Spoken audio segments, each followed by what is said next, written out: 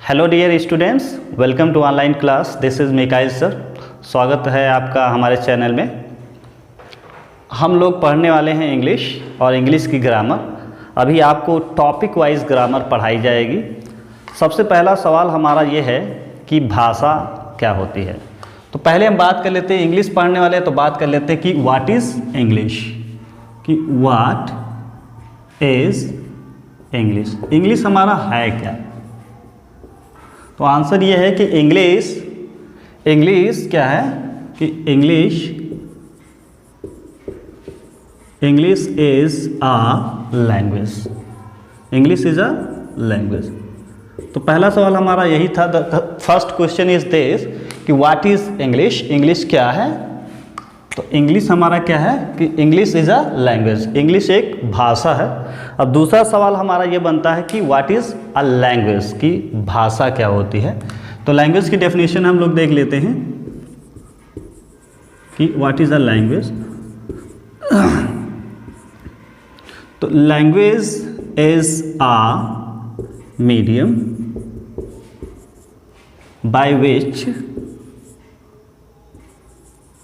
by which we express our ideas, thoughts and emotions.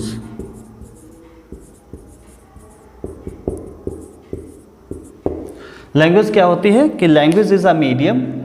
एक बार फिर से देख लेते हैं कि लैंग्वेज इज़ अ मीडियम, ये एक माध्यम होता है बाय विच वी एक्सप्रेस, हम व्यक्त करते हैं आवर आइडियाज़, अपने विचारों को, अपनी आइडियाज़ को, थॉट्स को और इमोशंस को व्यक्त करते हैं। वो लैंग्वेज कोई भी हो सकती है, हिंदी हो सकती है, उर्दू हो सकती है, इंग्लिश हो सकती है। और दूसरा नेक्स्ट हमारा जो सवाल है वो है कि what is a grammar. Grammar क्या है हमारा? तो grammar is also a medium. Grammar भी हमारा एक मीडियम होता है by which we learn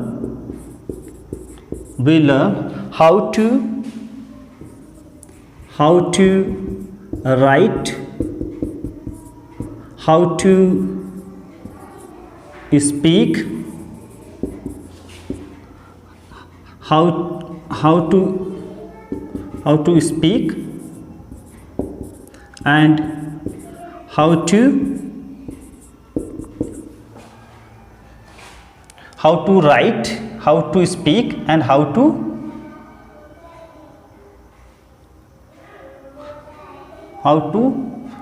write and how to speak and how to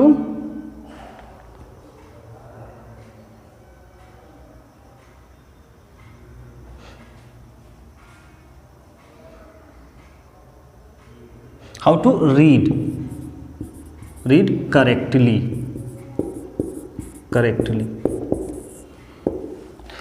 grammar हमारी क्या होती है?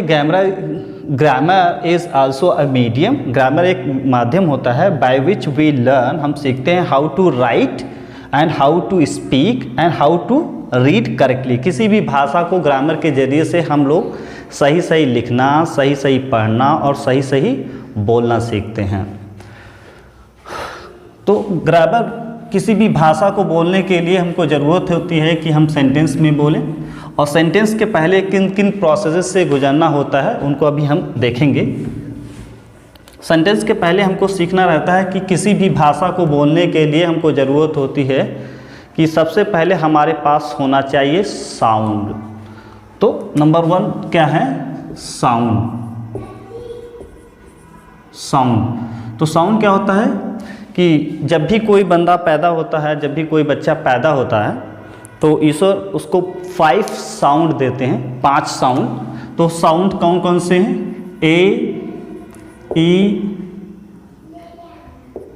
आई, ओ, यू। जब भी कोई बच्चा पैदा होता है तो गॉड हमको क्या देता है? 5 साउंड देता है, ए, ई, आई, ओ और यू। इसीलिए इनको गॉड गिफ्टेड कहा जाता है। को क्या कहा जाता है? God gifted. ये गॉड गिफ्टेड साउंड है, इनको गॉड गिफ्टेड साउंड कहा जाता है। इनको हम लोग दूसरी भाषा में वॉवेल भी कहते हैं। ये वॉवेल्स भी होता क्या है कि ये वो लेटर्स होते हैं जिनको बोलने के लिए हमको किसी भी बॉडी पार्ट्स की मदद नहीं लेनी पड़ती है। इनको हम सिंगल साउंड से बोलते हैं, ए, ई, आई, ओ एंड यू। इनको प्रोनाउंसिएट करने के लिए हमको किसी भी बॉडी पार्ट्स की मदद लेनी नहीं पड़ती है, सिर्फ इनको नॉर्मली बोला जा सकता है। और जो बाकी के हमारे साउंड इंग्लिश में हैं वो 21 बचे हुए हैं। 21 को हम क्या बोलते हैं? कॉन्सोनेंट। कॉन्सोनेंट, तो कॉन्सोनेंट 21 हमारे कॉन्सोनेंट हैं। जैसे अगर हम बात कर लें हिंदी की,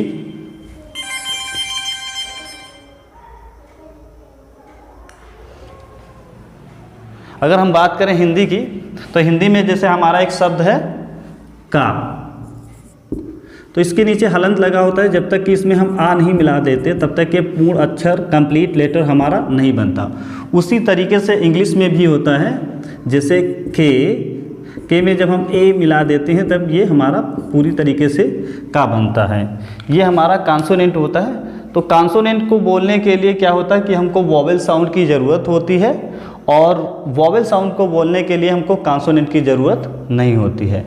तो इसके बाद हम लोग सीखते हैं कि लेटर्स हमको जैसा कि पता है पहले से ही कि हमारे पास इंग्लिश में 26 लेटर्स हैं।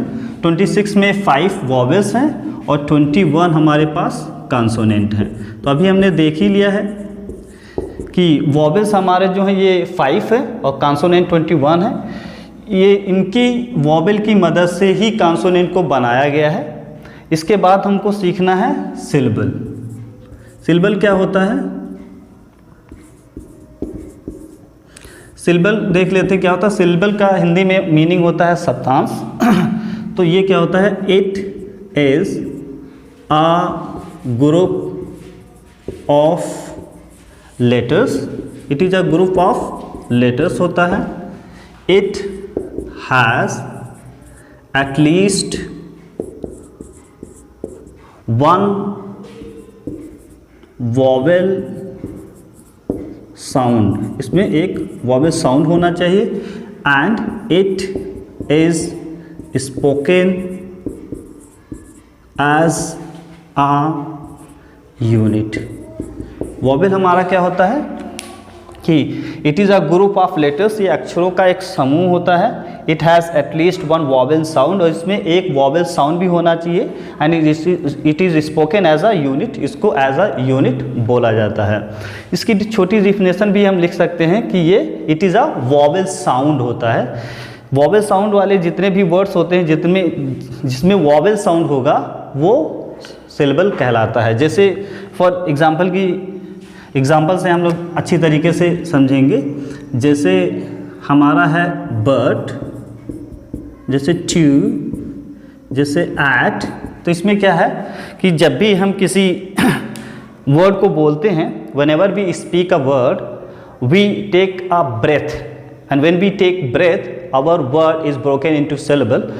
क्या होता है, थोड़ा सी जो हम किसी भी शब्द को बोलते हैं, हर किसी एक पफ लेते हैं। जब हम थोड़ा सा पफ लेते हैं तो वो हमारा शब्द जो है वो सिलेबल में टूट जाता है। तो जैसे बट, ट्यू, एट, इसमें क्या है, इनको बोलने के लिए हमने ज़रा सा भी पफ नहीं लिया, तो इनको बोलते हैं, इसमें हमारे पास एक, दो, एक, इसमें भी एक सिलेबिक है, तो ऐसे सिलेबिक को बोलते हैं मोनोसिलेबिक वर्ड। जिसमें एक सिंगल सिलेबल होता है उसको बोलते हैं मोनोसिलेबिक वर्ड। और जैसे हमारे पास है बिफोर, जैसे हमारा है आफ्टर। अब इसमें क्या है, बिफोर, इसमें क्या है आफ्टर। तो इसमें क्या होता है, जिसमें वॉवेल साउंड होगा, जितने वॉवेल साउंड होंगे उतने में हमारा शब्द जो है उतने उसमें सिलेबल होंगे। तो जैसे बिफोर, तो इसमें हमारे पास एक और ये दो, तो इसमें एक, दो, इसमें दो दो सिलेबल हैं। तो ऐसे वर्ड को हम बोलते हैं डाई सिलेबिक वर्ड। ऐसे वर्ड को क्या बोलते हैं, डाई सिलेबिक वर्ड। जैसे हमारा हो गया प्रोफेसर। प्रोफेसर हो गया, तो इसमें क्या हो गया, प्रोफेसर, तो इसमें हमारे पास 3 हो गए। तो ऐसे को बोलते हैं ट्राई सिलैबिक वर्ड, ऐसे को क्या बोलते हैं, ट्राई सिलैबिक वर्ड। तो अभी हमने देखा कि व्हाट इज इंग्लिश, तो इंग्लिश इज़ अ लैंग्वेज। उसके बाद हमने सीखा कि भाषा क्या होता है, लैंग्वेज क्या होता है। तो language is a medium by which we expresses our thoughts, emotions and ideas. उसके बाद हमने ग्रामर सीखा, grammar is a medium by which we learn how to read correct, how to speak correct and how to write correct. उसके बाद हमने sound सीखा, फिर letter सीखा, फिर सिलेबल सीखा, और आगे फिर इसके बाद हमको सेंटेंस तक पहुंचने के लिए फिर इसके बाद हमको वर्ड सीखना रहेगा, फिर इसके बाद फ्रेज सीखना रहेगा, फिर इसके बाद सेंटेंस सीखना रहेगा, तब जाके हम पहुंचेंगे। फिर आगे का नेक्स्ट वीडियो में पढ़ाया जाएगा। If you like my video then subscribe my channel and share the video. Okay, thank you.